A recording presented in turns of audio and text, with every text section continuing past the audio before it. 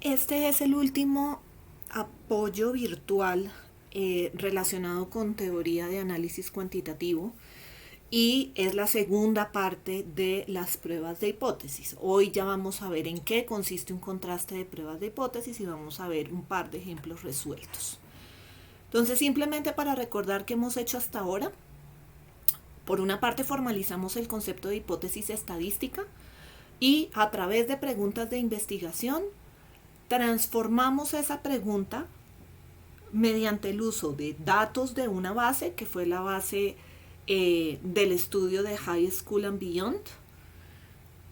Lo volvimos un indicador y planteamos la hipótesis estadística en términos de la hipótesis nula y la hipótesis alterna.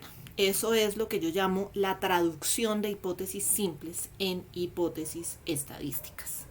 ¿Qué nos falta?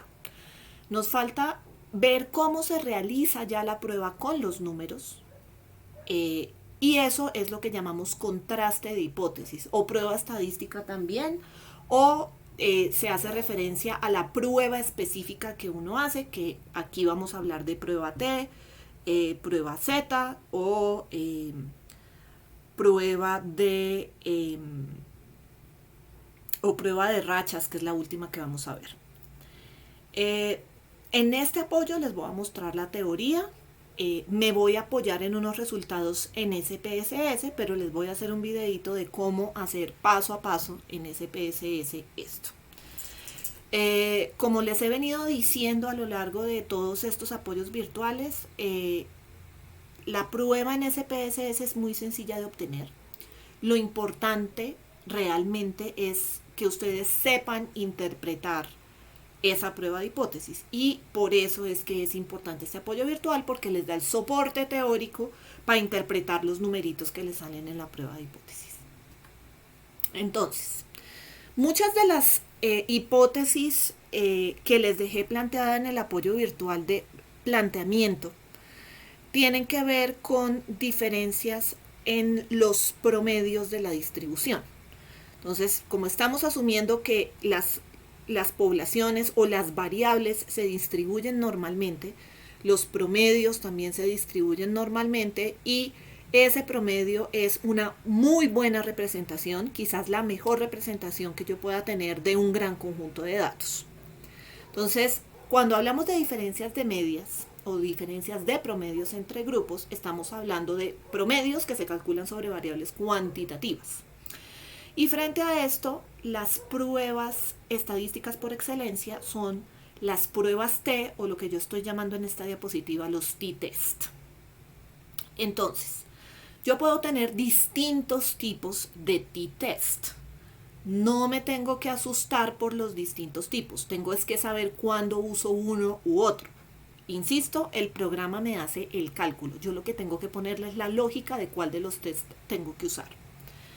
Entonces, como ya les he venido contando desde apoyos virtuales pasados, la distribución T, que es lo que hace que la prueba se llame t-test, la distribución T se parece mucho a la normal cuando ya yo tengo más de 30 datos sobre los cuales hacer los cálculos, pero cuando tengo menos, hay diferencias en las colas de la prueba T. Las colas de la prueba T son más gruesas.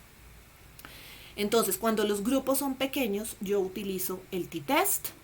También lo utilizo cuando la desviación estándar de la población es desconocida. Recuerden que yo tengo población y muestra. Si yo saqué una muestra, yo puedo calcular la desviación estándar de esa muestra, pero yo no sé esa desviación estándar qué tanto difiere de la población. Para eso era que nosotros hacíamos los intervalos de confianza. Los hicimos para la media, pero también se pueden hacer para la desviación estándar. Pero también puedo tener casos en los cuales la desviación estándar de la población es conocida y la muestra es grande. Y ahí la prueba se realizaría con el z-test, z asociado a la distribución normal estándar. En SPSS, cuando se habla a través de la opción de comparar medias, todas las pruebas son t-test. Hay otros tipos de software estadístico que diferencian entre la prueba T y la prueba Z. Las pruebas basadas en la distribución normal, en la distribución T o en otra distribución que vamos a ver el día de hoy, que es la distribución chi cuadrado, son para variables cuantitativas. Y esas pruebas se llaman pruebas paramétricas.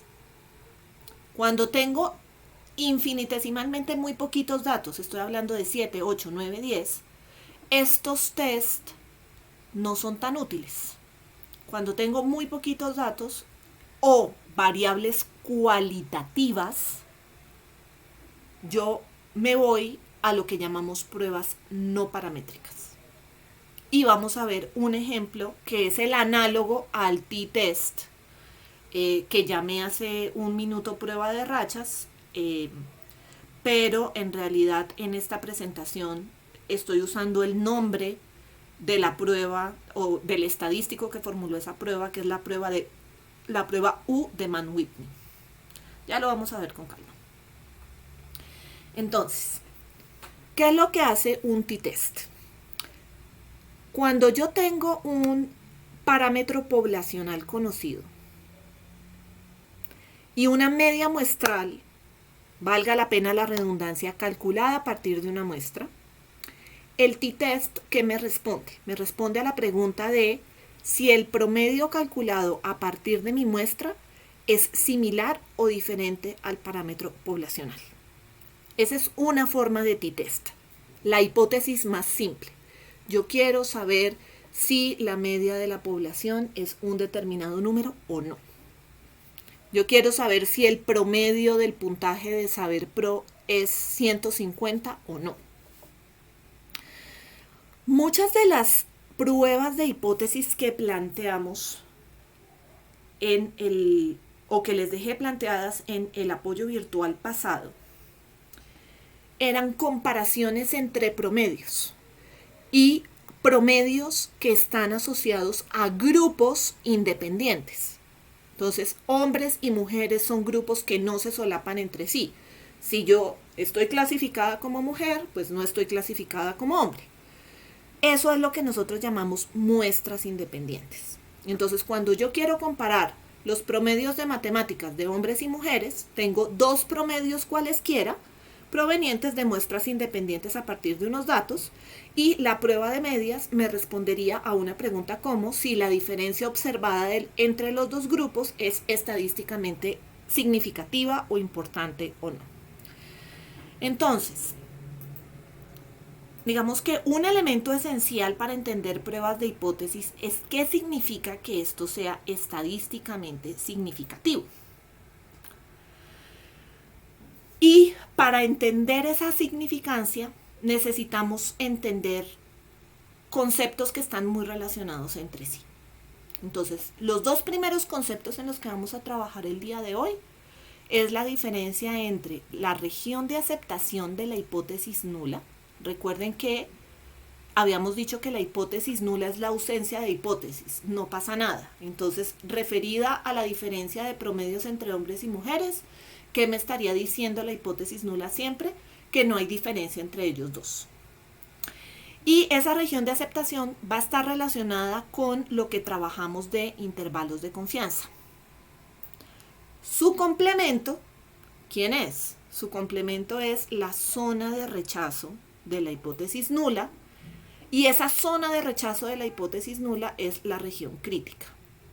Entonces, adelantándome a las cosas importantes que nos deben quedar de este ejercicio, cuando yo hago una prueba, si el resultado de mi prueba cae en la región crítica, yo tengo evidencia a favor de lo que quiero probar.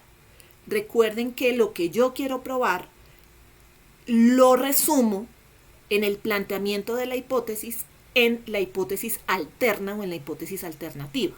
Por eso es que hablo de la zona de rechazo de la hipótesis nula, porque cuando caigo en la región crítica voy a comprobar la hipótesis que yo planteé, lo que yo quiero probar. Entonces, estas dos cosas están muy relacionadas, pues son un complemento de la otra. Otro concepto que vamos a ver referido a la región crítica es lo que llamamos significancia de la prueba. Entonces, si ustedes recuerdan, cuando hablamos del intervalo de confianza, ese intervalo de confianza tenía una amplitud y esa amplitud estaba relacionada con el área bajo la curva de la distribución donde yo consideraba aceptable o donde yo podía con seguridad, con una confianza dada, encontrar el verdadero parámetro poblacional que a mí me interesa. Y lo puedo comparar con mi muestra. Entonces, la significancia de la prueba es el peso que no entra dentro del intervalo de confianza. Si yo decía, voy a construir un intervalo de confianza del 95% para la media, eso significaba que la verdadera media poblacional caía dentro de unos valores que yo podía encontrar con el 95% de confianza. ¿Y de dónde sacaba ese valor? Ese valor lo sacaba a partir de mi muestra. Entonces, ¿qué va a ser la significancia de la prueba? El peso restante de la distribución, es decir, ese 5% que no estoy incluyendo en ese intervalo de confianza. Esa significancia yo la estoy determinando como investigador. Yo defino si el intervalo de confianza es del 95 y por tanto la significancia de la prueba, que es lo que me queda debajo de la curva, es el 5% restante. O si el intervalo de confianza es del 99 y lo que me sobra es un 1%, que sería la significancia. Eso lo defino antes de realizar mi prueba. Pero este p-valor va a ser lo que resultaría a partir del ejercicio de la prueba ya numérica. Por eso nos interesa establecer la diferencia entre el nivel de significancia y el p-valor. La acabo de decir, la vamos a profundizar. Nivel de significancia es un nivel que fija el investigador. P-valor es asociado al resultado de la prueba. Van a ser parecidos, pero tienen sus diferencias. Eso es lo que vamos a trabajar en la primera parte de esta presentación. Entonces vamos con el t-test o la prueba T más simple que yo puedo tener. Y vamos a pensar en una variable cuantitativa, que es el peso promedio de la población. Voy a decir que el peso promedio de la población es 70 y ese peso se distribuye normalmente. Ahora, creemos que los fumadores en promedio superan ese peso promedio de la población. Entonces, si nuestro apoyo virtual pasado quedó bien internalizado en nosotros, traducir esta creencia en una hipótesis significaría plantear la hipótesis estadística de la siguiente forma. Hipótesis nula, no hay diferencia entre mis dos grupos. ¿Cuáles son mis dos grupos? La población y los fumadores. Entonces, ¿qué estoy suponiendo? Si X es la variable peso de los fumadores, que el promedio del peso de los fumadores es 70 kilos, igual al peso de la población. Y mi hipótesis alternativa, o la que quiero probar, la creencia que tengo, será que el peso promedio de los fumadores es mayor a 70. Este es el planteamiento de la prueba estadística. Entonces, aquí empieza el razonamiento de lo que va a ser la prueba en la práctica. Entonces, lo primero que vamos a hacer siempre, toda prueba estadística, es suponer que la hipótesis nula es cierta. Es decir, que el peso promedio de los fumadores es el mismo peso promedio de la población. Ausencia de hipótesis. Voy a suponer que H0 es cierta. Entonces, cuando supongo que H0 es cierta, yo puedo plantear la distribución del peso como una normal. He dicho que esto se distribuye normalmente. Y la media va a estar centrada en ese peso que corresponde a mi hipótesis nula. Entonces, recordemos un poco lo que eran los intervalos de confianza. Yo tengo una muestra, sobre esa muestra calculo el peso y ese peso no me va a dar exactamente 70. Me puede dar 69, 69.5, 65. ¿Qué considero yo parecido a 70? Lo que está dentro del intervalo de confianza.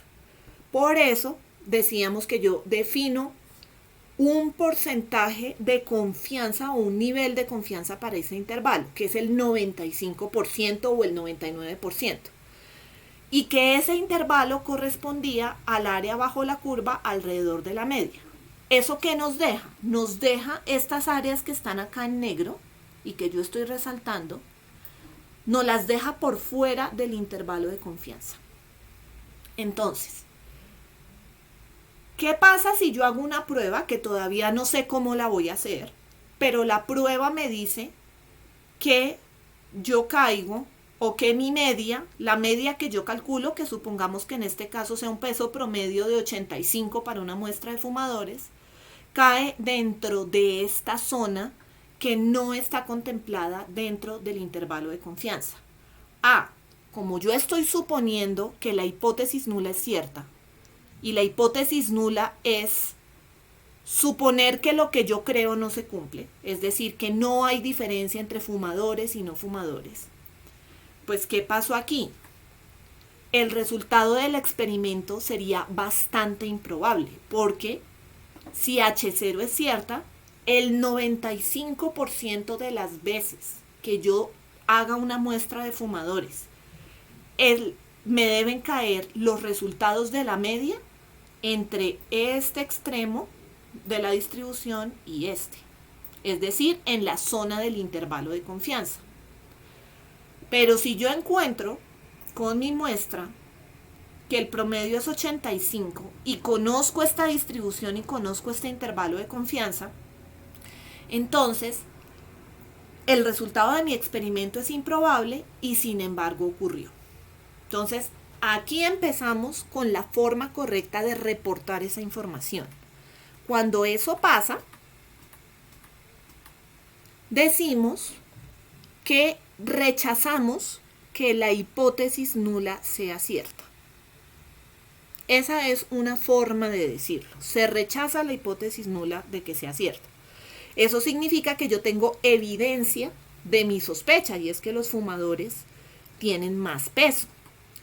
Entonces, cuando mi media sí cae dentro de ese intervalo de confianza, entonces el resultado era, el experimento me dio un resultado que yo sí esperaba. No rechazo H0, no digo que acepto, es lo importante aquí. Lo importante es, en estadística nunca se dice acepto que no hay diferencias. Se dice que no hay evidencia suficiente en contra de la hipótesis nula. O se dice que no se rechaza H0. Se dice que el experimento no es concluyente, o la prueba no es concluyente, o que el contraste no es significativo. Entonces, pongámoslo en términos de puntajes de Saber Pro. Un estudiante de el promedio de los estudiantes de economía de la Javeriana en análisis económico fue 54. El de los Andes fue 56. Yo hago un contraste y el 54 y el 56 se encuentran en esta posición. Entonces, ¿yo qué digo? Que no hay estadísticamente diferencias entre los resultados de la prueba de la Javeriana y los resultados de la prueba de los Andes. ¿Cuándo? Cuando el estadístico de prueba asociado a este promedio muestral me cae dentro del intervalo de confianza. Entonces puedo decir, no hay evidencia en contra de que los promedios sean iguales, o no rechazo la hipótesis nula de igualdad de promedios entre los dos grupos. O puedo decir, el contraste de igualdad de promedios no es significativo. ¿Qué significa eso? Que la hipótesis nula, hay evidencia de que la hipótesis nula es cierta. Y la hipótesis nula es que no hay diferencia entre los promedios. Entonces ahí el resultado de mi experimento es coherente con esa zona de confianza. Entonces, ¿qué es lo que estamos diciendo con las pruebas de hipótesis? A las pruebas de hipótesis lo que les interesa es verificar la hipótesis que yo tengo, que es lo que resumo en la hipótesis alterna, utilizando esta información de la distribución de la hipótesis nula. Y para eso, mis estadísticos de prueba tienen que caer en lo que nosotros llamamos región crítica o zona de rechazo de la hipótesis nula. Entonces, una región crítica es lo que queda después de que nosotros construimos un intervalo de confianza y representa los valores más improbables que puede tomar la variable a partir de una hipótesis nula. Entonces, para que sea un valor bien improbable, ¿qué le debe pasar a esa región crítica? Esa región crítica tiene que ser chiquita. Y eso lo representamos a través del nivel de significancia. El nivel de significancia es el peso que le queda a las colas. Entonces recuerden que cuando construimos un intervalo de confianza del 95%, lo que queda en las dos colas es el 5% restante. Eso es lo que estamos llamando alfa como nivel de significancia y normalmente es un número pequeño. Los estándares al 5, al 1 y a veces al 10 incluso lo consideran pequeño dependiendo de lo que se esté analizando y la revisión de literatura al respecto. La región crítica la definen ustedes como investigadores. ¿Qué es lo mínimo que se espera? Que su región crítica sea del 5%. O sea, con el 5% está bien, con el 1% están mejor. ¿Por qué estarían mejor? Porque esa zona que yo estoy señalando aquí en amarillo sería mucho más chiquita y si ustedes encuentran que el estadístico basado en su resultado les cae en esa zona, pues eso significa que ustedes tienen una evidencia súper fuerte para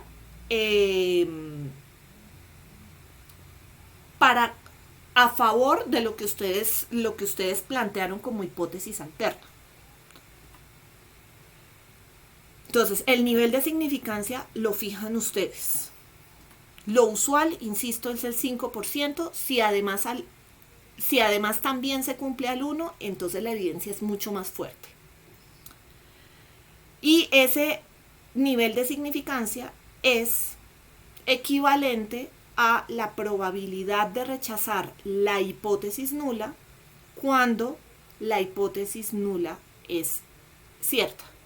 Cuando lo ponemos en estos términos es la probabilidad de cometer un error y cometer un error en relación a la hipótesis nula. Entonces, cuando yo le asigno un número muy chiquito, estoy diciendo la probabilidad de rechazar la hipótesis nula es muy pequeña. Por eso es lo que llamamos nivel de significancia. Entonces, los contrastes o las pruebas pueden ser unilaterales o bilaterales. ¿Y de qué depende eso? De cómo haya planteado yo la hipótesis estadística. Entonces, yo puedo decir, hay diferencias, pero no sé cuál es mayor que cuál. No estoy imponiendo una restricción. Entonces, a los Andes le puede ir mejor que a la Javeriana o a la Javeriana le puede ir mejor que a los Andes. Cuando eso ocurre, mi prueba es bilateral. Entonces, en el caso del peso, la hipótesis nula sería la media de 70 versus que la media sea distinta de 70. Puede ser mayor o puede ser menor. Y estamos considerando las dos colas que están representadas en la gráfica.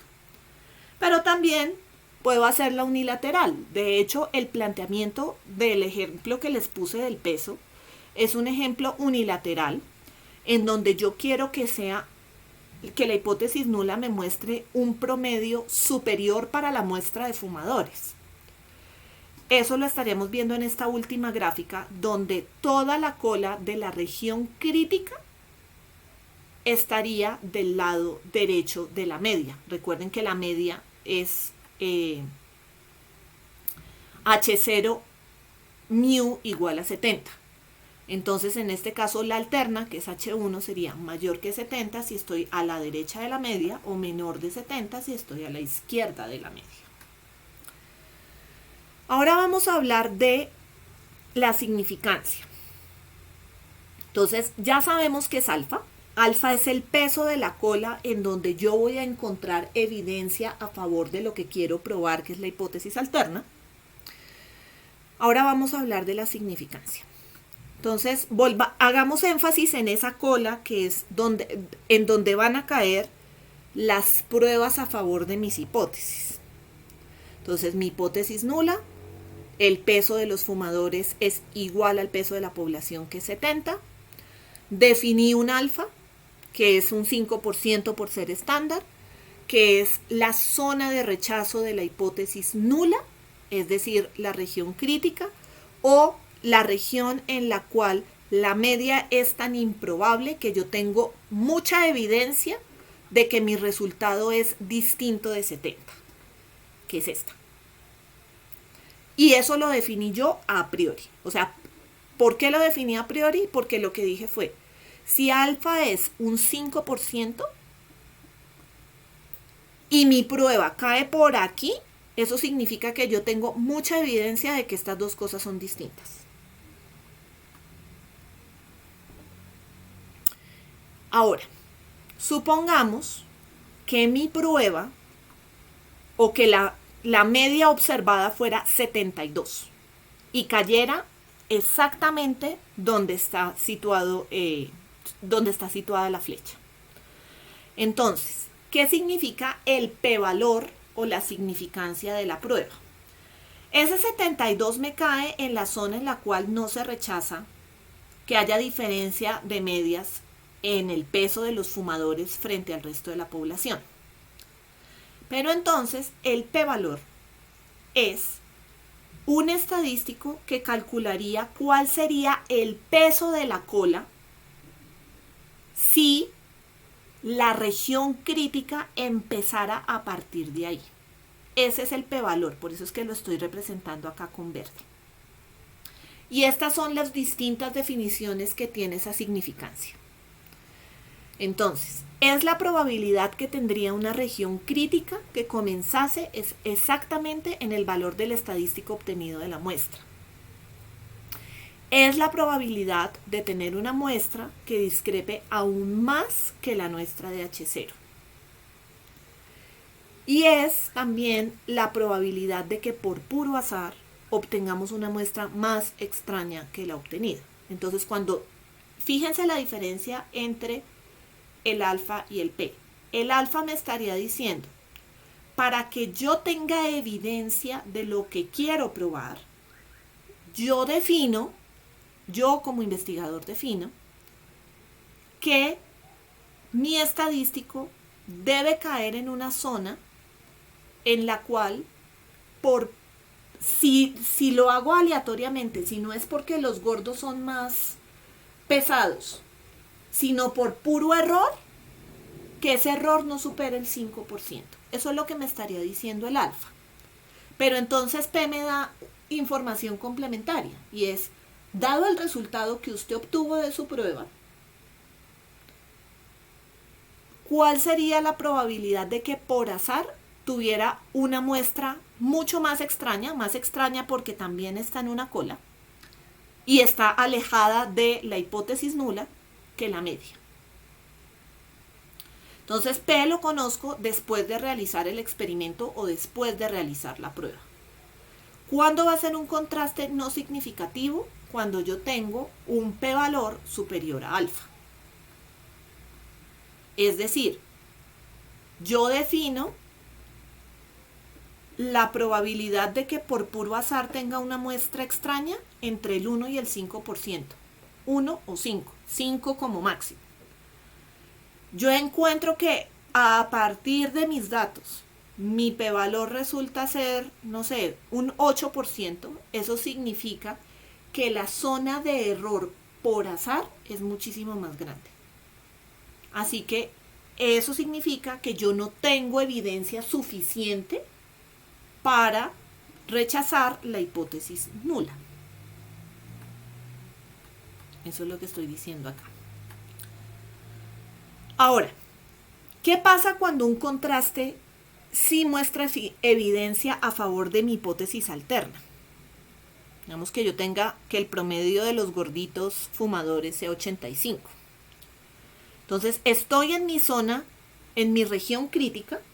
Recuerden que mi región crítica es la zona de rechazo de la hipótesis nula, y la hipótesis nula es que los fumadores tienen el mismo peso promedio de la población. Entonces, en ese caso, aquí yo aceptaría el contraste. Entonces, ¿qué pasaría con el p-valor en este caso? Como el p-valor, y me devuelvo acá, es la probabilidad que tendría una región crítica que comenzase en ese mismo valor del estadístico, pues si mi prueba cae por aquí, eso significa que mi p-valor va a ser más chiquito que alfa, porque el p-valor está reflejando una diferencia de áreas. Entonces, cuando el p-valor es inferior al alfa, yo tengo evidencia a favor de mi hipótesis alterna, que es lo que yo quiero probar. Entonces, simplemente un paralelo de lo que acabo de decir. Cuando estoy hablando de alfa, es un número pequeño, preelegido a la hora de diseñar el experimento. Y de hecho, sobre el cual, digamos, hay una práctica común que dice su número pequeño puede ser el 5%, puede ser el 1%.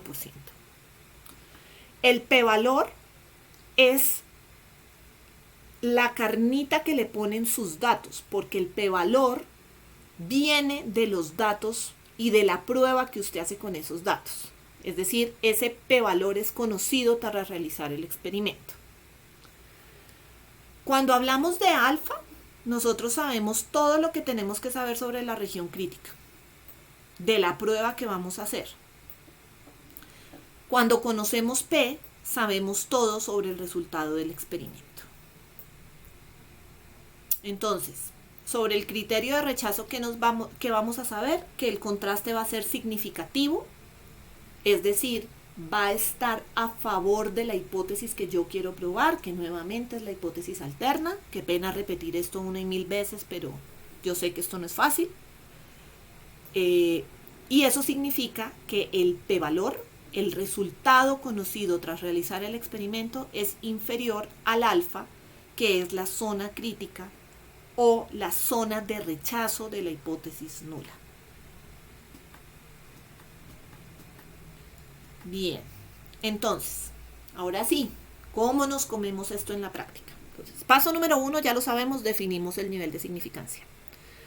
2, calculamos un estadístico de prueba. Es decir, aquí yo les di el ejemplo con los valores del promedio, pero en realidad lo que nosotros hacemos es, o lo que nosotros usamos, es una fórmula que utiliza esta información y que alguien ya se pensó para que respondiera a esta necesidad que les estoy planteando acá. Eso es lo que yo estoy llamando estadístico de prueba. Y esas fórmulas ya están preestablecidas, ustedes no tienen que pensar en ellas, o sea, ya hay estadísticos que se quemaron las pestañas para hacerlo. Ustedes lo que tienen que saber es cuál usan. Calculo el estadístico de prueba y comparo la significancia, que es el p-valor, con alfa.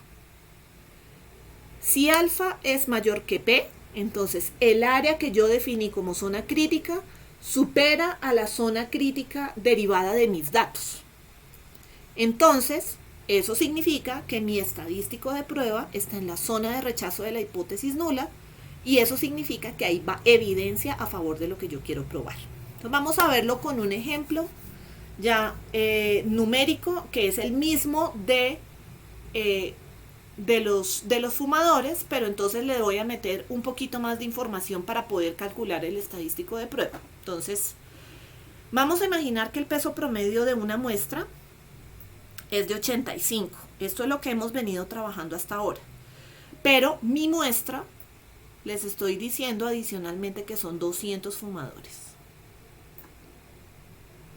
La desviación estándar de la muestra fue de 15. Es decir que el 68% de los datos, porque esto dijimos que se distribuía normal. Alrededor de la media muestral está entre 70 y 100. Y sabemos que el peso promedio de toda la población, no solo de los fumadores, es de 70. Entonces, mi prueba de hipótesis es que la media que yo estoy encontrando sea igual a 70 o que sea distinta de 70, conociendo como información adicional la desviación estándar y el número de personas. Entonces, elegimos nuestro alfa, nuestra zona de rechazo o el nivel de significancia de la prueba. Eso significa que va a ser un alfa del 5%. ¿Por qué? Porque esa es la práctica común en estadística. Entonces, vamos a mirar los valores que definen la zona de rechazo de H0 o región crítica. Como vamos a hacer un t-test, lo miramos en la distribución T. Ahora, antes de esto, ¿por qué puedo hacer un t-test con estos valores? Porque tengo una muestra que en este caso es relativamente grande. Sabemos que para datos relativamente grandes la T y la normal se comportan igual. Entonces la prueba T la puedo aplicar. Tengo una variable cuantitativa. Eso también es importante, que es el peso. Entonces por eso puedo aplicar el t-test. ¿Y por qué es simple? Porque la estoy comparando contra un valor que es 70, que es el peso promedio de la población. Entonces, si nos acordamos de la clase sincrónica, entonces la prueba T nos mostraba la distribución, nos estaba mostrando la zona para la cual estaban calculados estos valores. Habíamos dicho que los grados de libertad son las observaciones que tenemos, que en este caso son 200, o sea que estamos en esta fila. Y si mi nivel, esta es una prueba, esto sería lo que nosotros llamamos una prueba a una cola, o una prueba unilateral, como se los presenté anteriormente. A una cola y unilateral son lo mismo. Entonces, para que esta cola tenga el 50% de los datos, yo debería fijarme en esta columna, no en esta, que sería 1.645. Si la hago a dos colas, es decir, que el peso de los fumadores pueda ser más bajo o más alto, entonces sí me fijaría en este punto 96. Entonces la prueba que está en las siguientes diapositivas es una prueba a dos colas, porque me fijé en este 1.96 como dato. Entonces ya habíamos visto esta grafiquita. Eso significa que el 95, con una confianza del 95%, yo voy a estar, o mi media de 70 va a estar entre menos 1.96 y 1.96. Si mi prueba cae en estos valores de acá,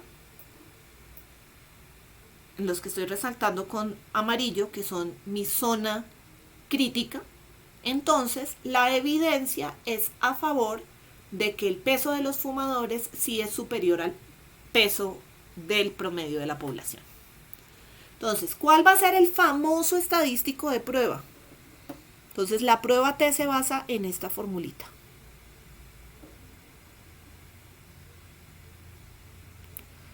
Fíjense que esto no es sino, esto es exactamente igual al Z-score que ustedes ya han calculado 1 y 1000 veces para esta clase. Es igualito. Solo que aquí se llama el estadístico de prueba T.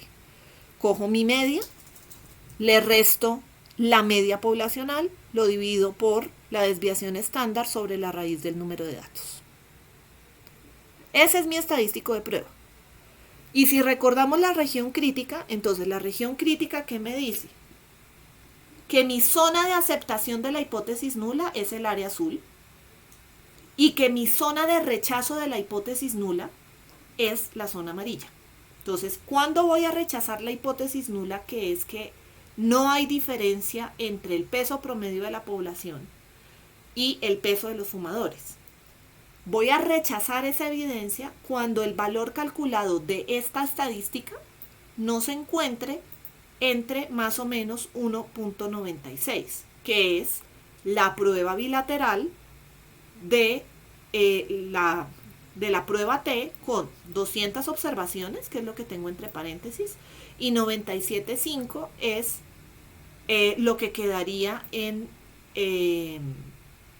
realmente no es 97.5, es 95, perdón.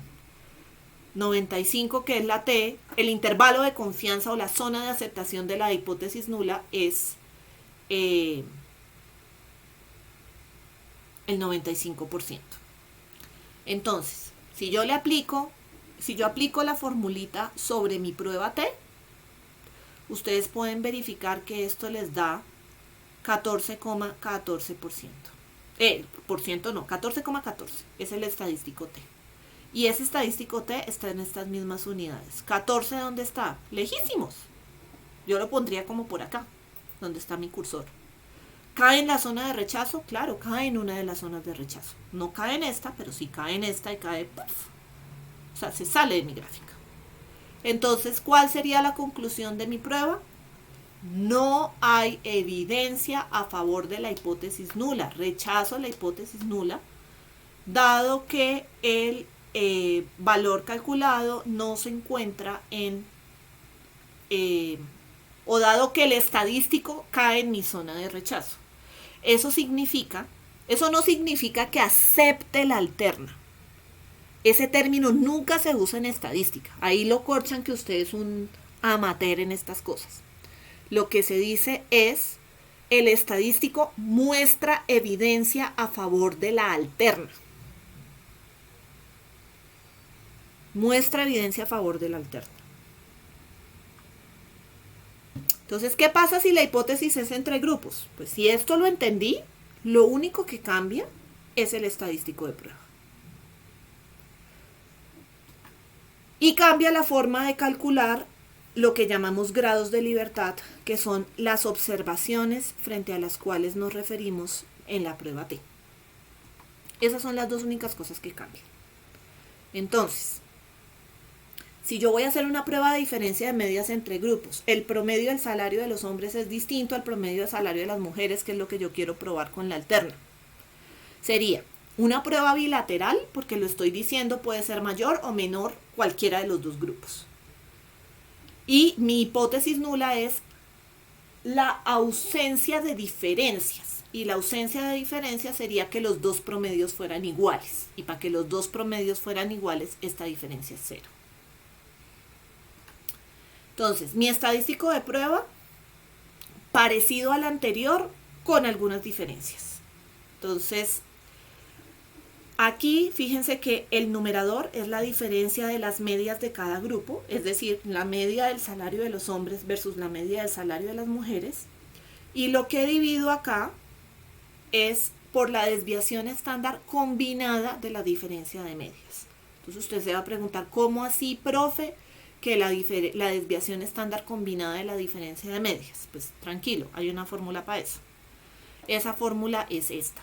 No entre en pánico, nuevamente, eso se lo calcula SPSS, vamos a hacer un ejercicio a pedal para que ustedes estén tranquilos de que eso sí sale, pero fundamentalmente dense cuenta de esto.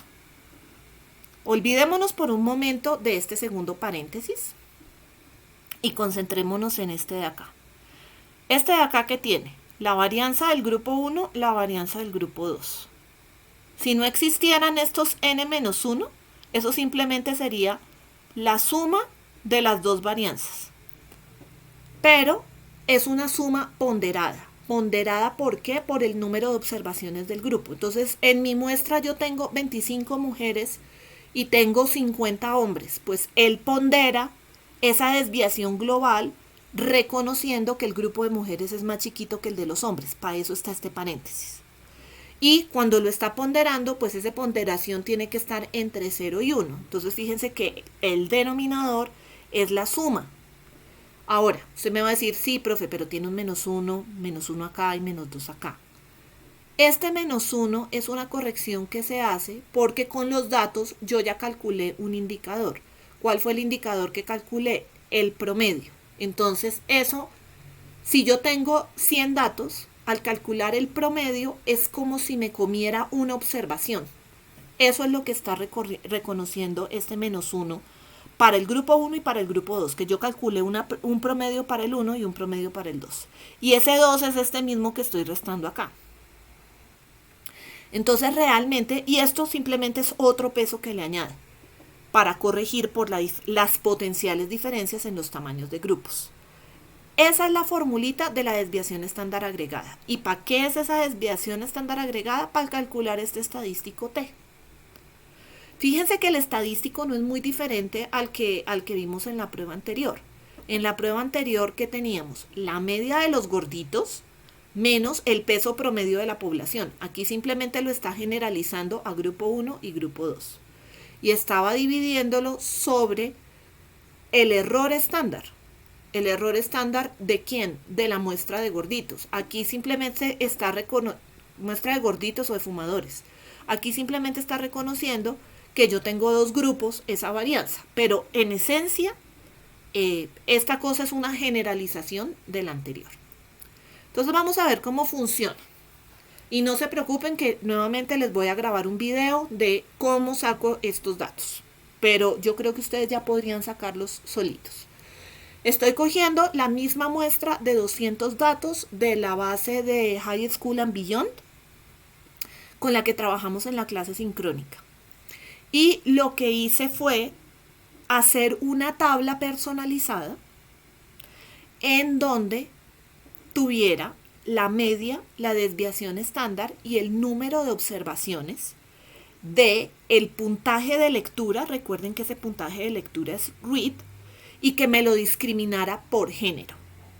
Entonces, mi primera categoría en las filas es género, y en las columnas lo que estoy definiendo son el promedio de lectura por género, la desviación estándar de la lectura por género y el recuento de cada uno de ellos.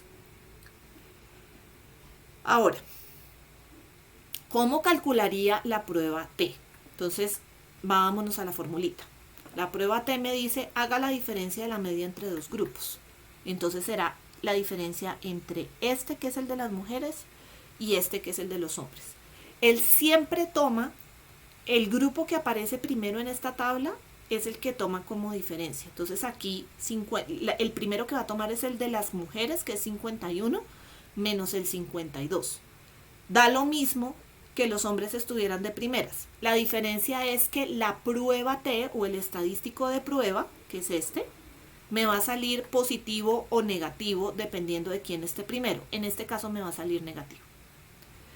Entonces ya tenemos ese numerador, que es la diferencia entre esas dos medias. Y ahora tenemos que usar la fórmula horrible para calcular a partir de esta información de la desviación estándar y del recuento ese denominador de la prueba T. Entonces, eso es lo que les voy a mostrar ahorita. Entonces, la fórmula horrible, pasada tal cual. Entonces, ¿quién es la varianza del grupo 1? La varianza es la desviación estándar al cuadrado. Por eso nosotros teníamos que entender medidas de dispersión y la relación entre esas medidas de dispersión antes de llegar a esto. Entonces, eso es 10,057 al cuadrado. Eso es S1. ¿Cuántas observaciones tiene el grupo 1? Que en este caso son las mujeres. 109. 109 menos 1, 108. Varianza del grupo 2, 10,506 al cuadrado. N sub 2 menos 1, entonces serían 91 menos 1, 90. Y aquí 1 sobre el número de observaciones del grupo 1, 109. 1 sobre el número de observaciones del grupo 2, 91. Y aquí lo mismo. N1, 109, N2, 91, menos 2. Si ustedes hacen el ejercicio en Excel o en una calculadora, eso les da más o menos 1,457. Y recuerden, no nos agobiemos por este número porque esto no lo va a hacer SPSS. Lo que necesitamos es saber cómo interpretar la prueba. Aquí se las estoy haciendo a pedal para mostrarles que antes de los paquetes estadísticos estará la vida de ellos. Entonces ya tenemos el numerador y tenemos el denominador, siendo el denominador este 1,457. Entonces vamos a calcular el estadístico. Entonces Aquí yo lo hice al revés, pero ya vamos a ver en la salida que en la resta va a ser 51733 menos 52084. Pero cuando lo hago de esta manera, el valor de t me da 0,748. Ahora, para mirar los grados de libertad de la t, que son los que me definen la región crítica, pues los grados de libertad son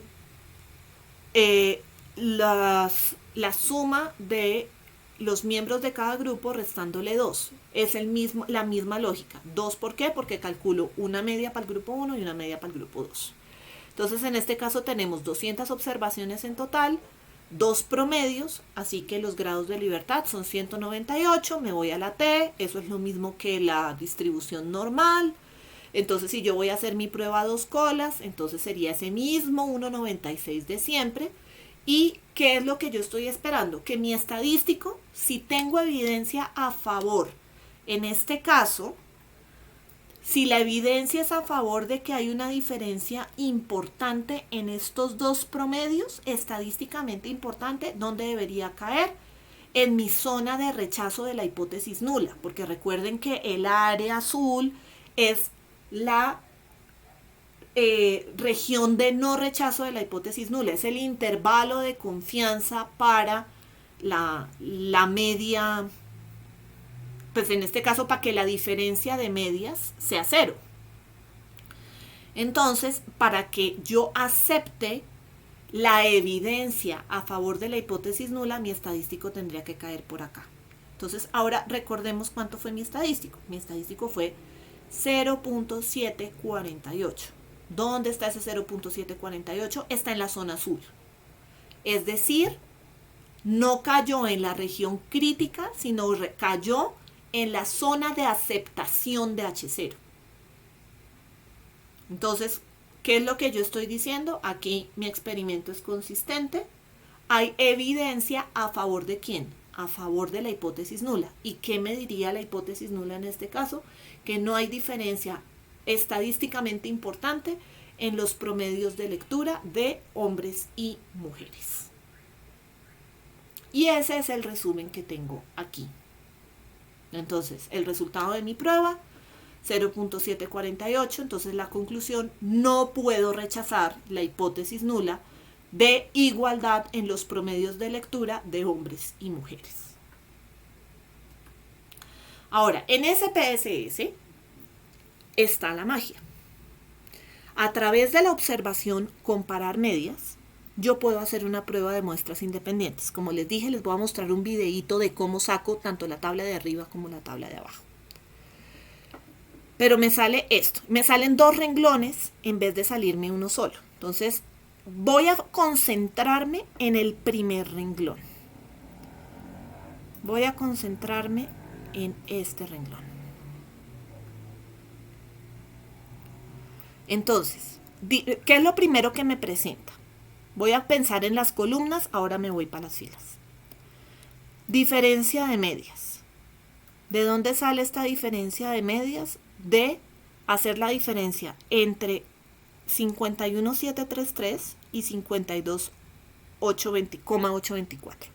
Eso es lo que me da menos 1,091, porque está cogiendo primero a las mujeres y luego a los hombres. Ahora, me dice la diferencia del error estándar, 1,5225. Este valor es este denominador y seguro la SPSS está utilizando menos decimales de los que yo utilicé para el cálculo. Entonces, ¿en qué consiste la prueba? El estadístico.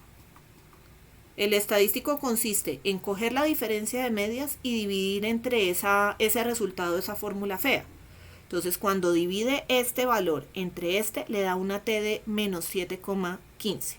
Entonces, fíjense que es negativa nuevamente porque yo les advertí que yo había hecho la diferencia entre hombres y mujeres y entonces a mí esto me da 1,091. Pero el valor difiere es porque este error estándar a mí me está dando un poquito más bajito, por eso es que me da un poco más grande la T. No importa. Digamos, esa diferencia no importa. Los grados de libertad, GL, abreviatura de grados de libertad, es 198. ¿De dónde salen esos 198? Son esos 198 que hemos calculado acá. Y me dice significación a 2 colas. La prueba la estoy haciendo permitiendo que la diferencia sea a favor de cualquiera de los 2 grupos, mayor o menor. Entonces, ¿qué es lo que me está diciendo? Esta significación es lo que nosotros llamamos el p-valor. Entonces, recuerden ese p-valor. Creo que lo tengo aquí. Entonces, recuerden el p-valor. El p-valor era la probabilidad de que la zona crítica o el área de la zona crítica estuviera o comenzara en el sitio donde está mi valor de la prueba estadística, mi valor T. Entonces, como mi T cae por aquí está el 0. O el menos 0.75 para hacerlo consistente con la prueba. El menos 0.75 estaría por acá, menos 0.70 o 71.5 creo que es. Entonces lo que me estaría diciendo es que mi zona de rechazo, basada en los datos, sería toda esta cosa grande. ¿Y qué peso tendría o qué probabilidad tendría? Tendría una probabilidad del 47.5. Y para que mi prueba tenga un peso estadístico importante, esa cola debería pesar tan solo 0.05. Entonces, con este nivel de significación, yo puedo decir que no tengo evidencia a favor de qué, a favor de que haya diferencias importantes entre estos 2 grupos, o que hay evidencia a favor de que estos 2 promedios son igualiticos. Y fíjense que la diferencia, pues hay casi 20 personas de diferencia, y que si bien un promedio es superior al otro, la desviación estándar de quien tiene el promedio más bajito es más chiquita. ¿Eso qué quiere decir? Que las mujeres puede que en resultado final lo hagan un poquito menor, con un puntaje saquen un poquito menos que los hombres, pero son más homogéneas que los hombres. Ese balance entre promedio y homogeneidad es lo que me dice que entre estos 2 puntajes no hay diferencia. Estadísticamente no hay diferencia. Entonces ya les expliqué la fila. Ahora vamos con la columna.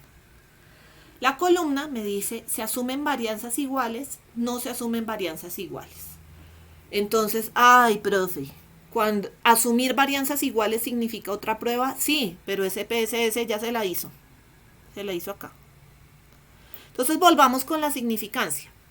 Si todas las pruebas estadísticas eligen zonas de rechazo de hipótesis nulas o un nivel alfa del 5%, este SIG, que es abreviatura de significancia, para la prueba F me está diciendo que para este estadístico que calculó, que yo no sé cómo lo calculó, la zona de rechazo tendría un peso de casi el 9%. Zona de rechazo de la hipótesis nula. Y yo pido, para que una prueba sea lo suficientemente fuerte y contundente estadísticamente, que esa zona crítica o esa zona de rechazo de la hipótesis nula sea el 5%. Aquí tengo casi un 9%. Entonces, automáticamente me está diciendo, esto cae dentro de la zona de aceptación de la hipótesis nula. Y fíjense que la prueba acá es muy clara. ¿Cuál es la hipótesis nula? Las varianzas son iguales. Entonces, ¿qué me está diciendo esto? Hay evidencia a favor de que las varianzas sean iguales. Entonces, este análisis que acabamos de hacer sobre esta fila es adecuado. ¿Qué hubiera pasado? O sea, y se los tengo gráficamente. Entonces, esta prueba, ¿qué es lo que hace? Esto es análogo a la prueba de diferencia de medias. Entonces, el contraste de la F lo que tiene como hipótesis nula es que las dos varianzas o las dos desviaciones estándar son iguales. Y la hipótesis alterna es que una sea mayor que la otra. Entonces es una prueba a una sola cola, una mayor que otra. Y entonces, bueno, el estadístico con el que se calcula esto no se distribuye normalmente, sino que se distribuye con otra distribución, valga la pena la redundancia, que se conoce como la distribución chi cuadrado o chi-square. Entonces, esa distribución chi cuadrado no es simétrica, sino que tiene una cola larga, que es esta cola larga que estamos viendo acá. Pero la lógica es igualita. Yo defino un nivel de significancia que sería el peso de la cola o la zona de rechazo de la hipótesis nula y una zona de aceptación de la hipótesis nula. Entonces mi alfa va a seguir siendo el 0.05 o si yo soy muy estricto el 0.01, pero eso sí siempre va a ser la colita de la distribución. ¿Qué es lo que me estaba diciendo la prueba que encontramos? Que el estadístico cae por acá. Por eso es que es un 8 o un 9%. Entonces, la zona de rechazo de la hipótesis nula sería más grande a partir del estadístico calculado para la F, que no es más que el cociente de las dos desviaciones estándar. Entonces, me devuelvo acá. Este F es el valor del estadístico del cociente de las dos varianzas. Y esta es la significancia de la prueba. Entonces, aquí me está diciendo que las dos varianzas son iguales, por lo tanto yo me debería fijar en este. Si mi prueba me hubiera dado un nivel de significancia de un 0.03, entonces yo estoy en la zona de rechazo de la hipótesis nula de este contraste, de la prueba de igualdad de varianzas. Entonces, en ese caso, yo rechazo que sean iguales, eso significa que las varianzas son distintas, y estoy aquí. La que tendría que interpretar era esta. Ahora, para efectos prácticos, si ustedes se fijan en la significación, ambas pruebas me están diciendo exactamente la misma vaina. ¿Por qué? Porque aunque el cálculo tiene algunos ajustes por el hecho de que las varianzas no son iguales, lo que me están diciendo ambas es que el resultado de mi estadístico experimental, que es esta T, me da un resultado que está a favor de la hipótesis nula, es decir, que no hay diferencia de medias entre estas dos. Entonces, ¿qué es lo que pasa? A la gente a veces le da mucha mamera hacer interpretar esta prueba F. Mucha gente ni siquiera sabe qué es esa prueba F. Entonces, asume que las varianzas no son iguales, que de alguna manera es algo más restrictivo para los datos e interpretan esta última. Pero interpretan esta última es por la pereza de mirar o de hacer la prueba F. Entonces, ¿qué es lo que ha hecho el paquete estadístico? Le hago la prueba F de una vez para que usted se sacuda la pereza e interprete correctamente la información.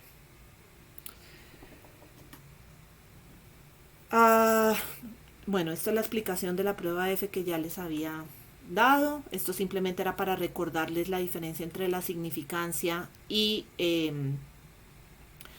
alfa. Así que esto también me lo puedo saltar. Y aquí vamos a hacer un balance. Entonces, todas las pruebas que nosotros hemos hecho han sido en relación a una variable, el peso o los datos de puntajes de lectura. A eso le llamamos nosotros técnicas univariadas. Las pruebas se refieren a un promedio calculado sobre una misma variable. Obviamente, estoy utilizando datos numéricos, variables cuantitativas. Y los ejemplos que hemos visto son de una sola variable. Cuando estábamos asumiendo un valor igual a un parámetro, en el del peso, decir que sean iguales a la media. Y utilizamos el t-test. Pero así como utilizamos el t-test, hubiéramos podido utilizar el z-test por el número de observaciones que eran 200. Recuerden que la t y la normal para más de 120 datos se comportan igualito. Entonces, o más de 30, ¿era más de 120? Sí.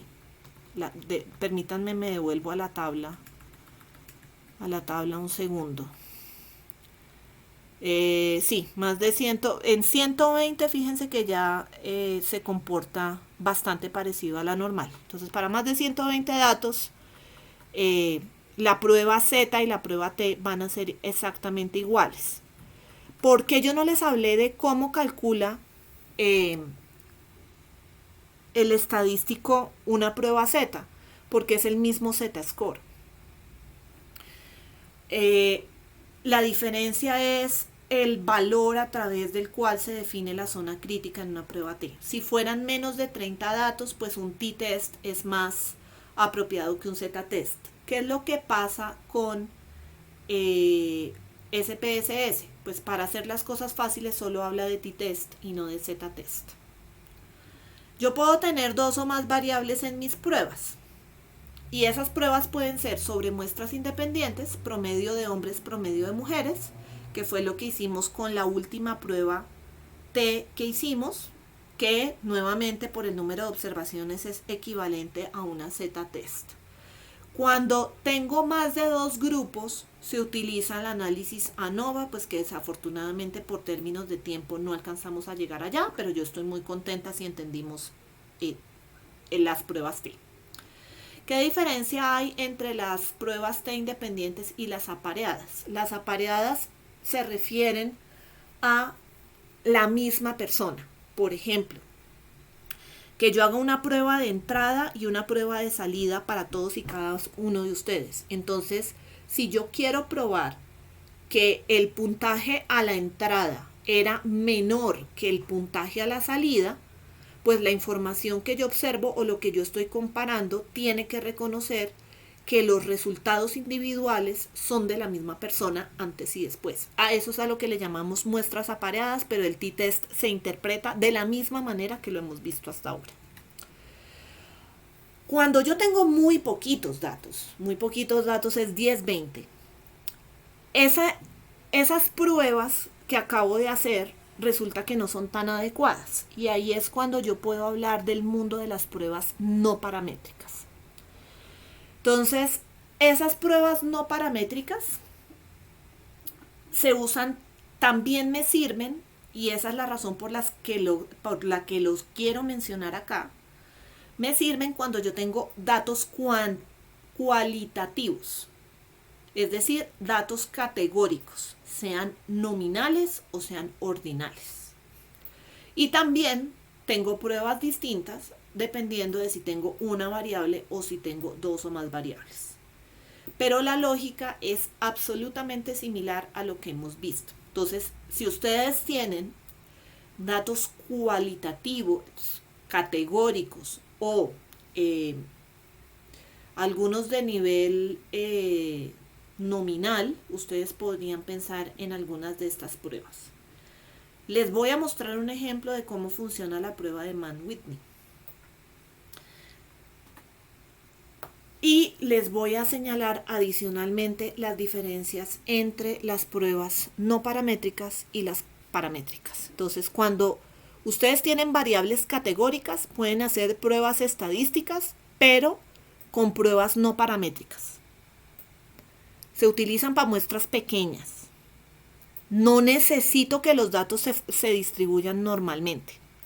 Es decir, no hacen muchas suposiciones y tienen menores condiciones de validez, pero mayor probabilidad de errores. Muchas veces el cálculo es menos complicado de hacer, pero también me lo hacen los paquetes estadísticos. La diferencia es que las hipótesis se basan en rangos, en la mediana y en la frecuencia de los datos. Los cálculos no son exactos. Y otro elemento es que explota valores perdidos para obtener información. Valores perdidos es, por ejemplo, en mis 200 datos de la base, que un estudiante no me presentara la prueba de lectura, más sí presentara el resto de pruebas. Entonces, para lectura, ese es un valor perdido. Entonces, lo incluye para obtener información. Entonces, la prueba, una de las pruebas, el análogo a la prueba T es la prueba no paramétrica de Mann-Whitney. ¿Por qué se llama la prueba de Mann-Whitney? Porque fueron dos estadísticos que en el año 1947 mostraron simultáneamente la misma prueba. Eso es una cosa que es muy frecuente en estadística, sobre todo en el siglo pasado. Y es que mucha gente estaba trabajando en lo mismo, llega a los mismos resultados, y llega o en simultánea o muy cerquita los dos. Entonces, cuando eso pasa, le ponen los apellidos a la prueba de las dos personas. Y en este caso, lo que contrasta es si dos muestras independientes proceden de la misma población. Entonces, si la prueba de hombres y la prueba de mujeres viene de una población que pueda decirse la población de seres humanos. Entonces, pues las muestras o la población, aquí el supuesto es sobre la población y sobre la muestra sea de tipo continuo, no sobre la variable, sino sobre la población, que eso difícilmente no se cumple. Y lo que hace es comparar las diferencias en las medianas, no en la media. Recuerden que la mediana, a diferencia de la media, no es sensible a valores extremos. La media sí, eso lo vimos por allá en los primeros apoyos virtuales. Entonces, por eso se basa en las medias. Y sirve cuando yo puedo decir que mis datos no provienen de la distribución normal. Entonces, si la variable fuera cuantitativa, o sea, como les dije, esto sirve para variables cualitativas, pero si la variable fuera cuantitativa, ¿cuándo se utiliza esta prueba? Cuando no cumple los requisitos de normalidad y también cuando tengo muestras independientes y al azar. Entonces, vamos a verlo con un ejemplo. Aquí están los pasos, pero pues lo vamos a repasar con el ejemplo. Este ejemplo lo tomé de la página web que aparece acá. Y creo que es una prueba de la Universidad de Antioquia, por si quieren echarle chisme a esa página. Entonces, el ejemplo dice así: los adultos obesos que consultan un centro de control de peso de la ciudad de Medellín son sometidos a una de dos intervenciones para reducir el peso. O bien se someten a un plan de alimentación dirigido, o la otra alternativa es que ese plan dirigido esté combinado con un plan de actividad física. Entonces, en uno usted hace dieta respecto a lo que come y en otro no solo hace dieta, sino que también le toca hacer actividad física. Entonces, se quiere determinar si el peso perdido a los 6 meses después de iniciada la intervención de la reducción de peso difiere significativamente entre los dos tipos de intervención. Entonces, aquí tengo la información. Fíjense que es una información con muy pocos datos. Si bien el peso es una variable cuantitativa, son súper poquitos datos. Y es por eso que se utiliza la prueba de Mann-Whitney. Entonces, tengo 6 observaciones. 1, 2, 3, 4, 5, 6. Del peso perdido de 6 personas en el plan de alimentación dirigido. Entonces, ¿cómo interpreto esta información? La persona número 1 que estaba en el plan de alimentación dirigido perdió 2 kilos. La tercera persona perdió 10 y la última persona perdió 20. Ahora, esos 6 son distintos, son personas distintas a las 6 que estuvieron en el otro tipo de intervención, que era el plan de alimentación dirigido y la actividad física. Entonces, la primera de las personas que estuvo en el plan de alimentación dirigido de actividad física perdió la bobadita de 28 kilos. La cuarta persona que estuvo en ese mismo plan conjunto de ejercicio más dieta perdió 15. Y el sexto también perdió 15. Entonces, ¿ustedes qué pensarían a simple vista? Entonces, si uno compara a los tipos, pareciera que la información apuntara a que los que hacen ejercicio pierden más peso. Entonces, vamos a ver qué es lo que hace la prueba y qué concluye. Entonces, como les dije al comienzo de grabar este video, esta prueba también se llama prueba de rachas. Y tiene que ver con el orden. Entonces, ¿qué es lo que hace la prueba? Va a coger a los dos grupos conjuntamente y va a ordenar de menor a mayor, en este caso, el resultado, que es la pérdida de peso. Entonces, la persona que menos peso perdió 2 kilos y estaba en el plan de alimentación dirigido. La siguiente también estaba en ese plan y perdió 7. La siguiente 8. La siguiente 9. La siguiente 10. 12. 14. 15, 15, 16, 20 y 28. Esos son todos mis datos, que entonces deben ser 12.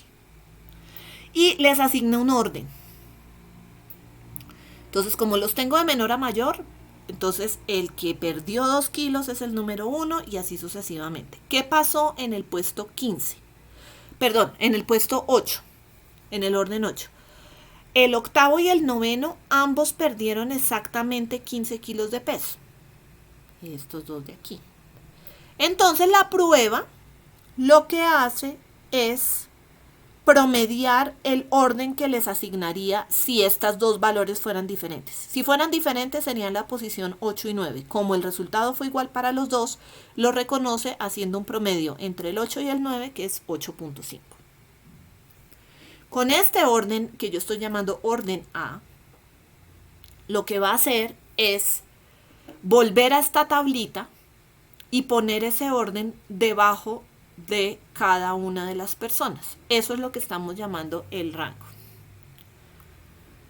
Entonces, el que menos peso perdió tenía el orden 1, el siguiente era el que perdió 7 kilos, orden 2, el tercero era el que perdió 8, orden 3, el siguiente era 9, orden 4, los de 15 eran 8, 5 y 8, 5. Y ahora voy a sumar esos rangos o esos órdenes por cada grupo. Entonces, para el grupo 1, 1 más 3, 4, más 5, 9, más 2, 11, más 11, 22, más 6, 28. Ese es el rango del primer grupo. Y al sumar el rango del siguiente me da 50. Esta información me va a servir para calcular el estadístico de prueba, pero acá tengo dos estadísticos de prueba. Entonces, ¿qué es lo que me dice la teoría? Coja esos dos rangos y calcule estos dos estadísticos. Entonces, el primer estadístico o la primera U de Mann-Whitney, ¿qué hace? Multiplica el tamaño de los dos grupos, que en este caso son igualitos, entonces 6 por 6, 36. Calcula este cociente que también está en función, pero solo del tamaño del grupo 1. Y le resta el rango que acabo de calcular. Entonces, cuando hago toda esa operación, ese rango me da 29. Calculo otra U, pero en este caso, este segundo término va a estar en términos de las observaciones del grupo 2 y del rango del grupo 2. Estos son los dos estadísticos de prueba. ¿Y qué hago? Cojo el más pequeño y me voy a la tabla que calcularon Mann y Whitney. Entonces fíjense que esta tabla no tiene la distribución, porque la distribución no la puedo calcular con tan poquitos datos. Tiene la U, ¿cuál voy a coger? La más chiquita que es 7. Entonces me voy aquí, a U igual a 7.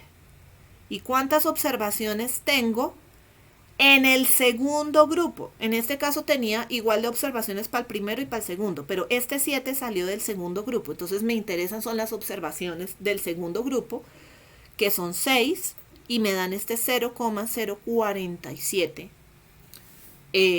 como el valor del área de una, o sea, si yo hago la analogía con la distribución, sería una de las dos colas.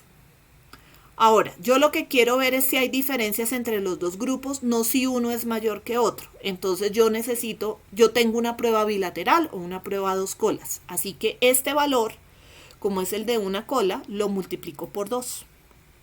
Y eso me da el tamaño o me daría el p-valor. Y mi p-valor en este caso es 0.94, que supera el de la zona de rechazo de la hipótesis nula.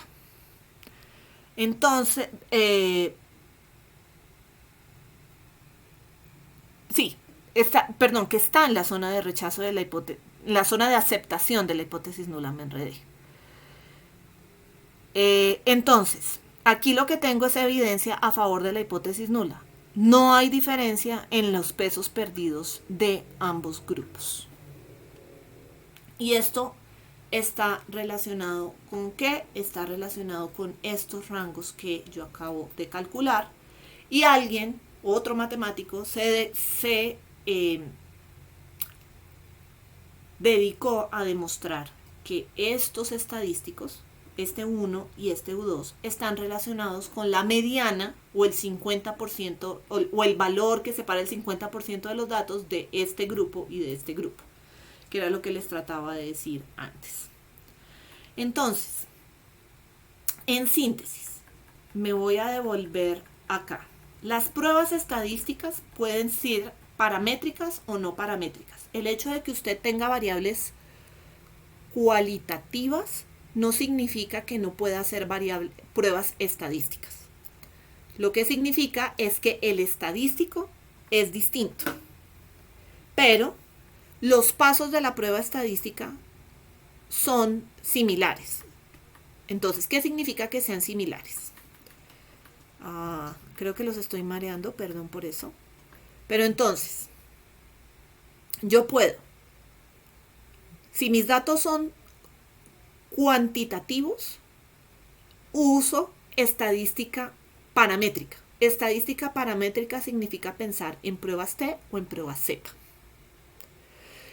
Si mis datos son cualitativos, pues entonces yo uso pruebas no paramétricas y se calculan y se analizan de manera análoga unas a otras.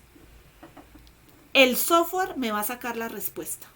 ¿Qué es lo que a mí me interesa? Entender cuál es mi hipótesis nula, cuál es mi hipótesis alterna y cómo la hipótesis nula define una zona de aceptación de la hipótesis nula, intervalo de confianza, y una región crítica. Una región crítica que es o la zona de rechazo de la hipótesis nula o la zona en la cual encuentro evidencia a favor de mi hipótesis alterna. Son las dos formas de decirlo. ¿Cuál va a ser el resultado? En una prueba estadística cualquiera, siempre voy a tener el valor del estadístico. Si el estadístico depende por las tablas estadísticas que usa de los grados de libertad, y me va a dar el nivel de significación. Y el nivel de significación es la comparación entre lo que sería la zona de rechazo de la hipótesis nula o la zona crítica de la prueba, la zona en la cual yo encuentro evidencia a favor de mis datos, a partir de la información real frente la información que yo defino a priori, que es el 5 o el 1%. Entonces, en todas voy a tener la significación, y dado que en todas las pruebas tengo la significación, y esa significación siempre está en función de hipótesis nulas, en las cuales se asume que no hay cambios entre los grupos, pues fundamentalmente la interpretación es siempre la misma. Si la significancia es superior al alfa, rechazo la hipótesis nula. Perdón, si la significación es superior al alfa, la evidencia es a favor de la hipótesis nula. Es decir, no se cumple lo que yo quiero probar. Entonces, con esto me queda solo pendiente la forma en la cual sacamos este resultado, ya sabiendo qué significa, cómo lo sacamos en SPSS, y con eso daríamos fin a la parte cuantitativa del curso.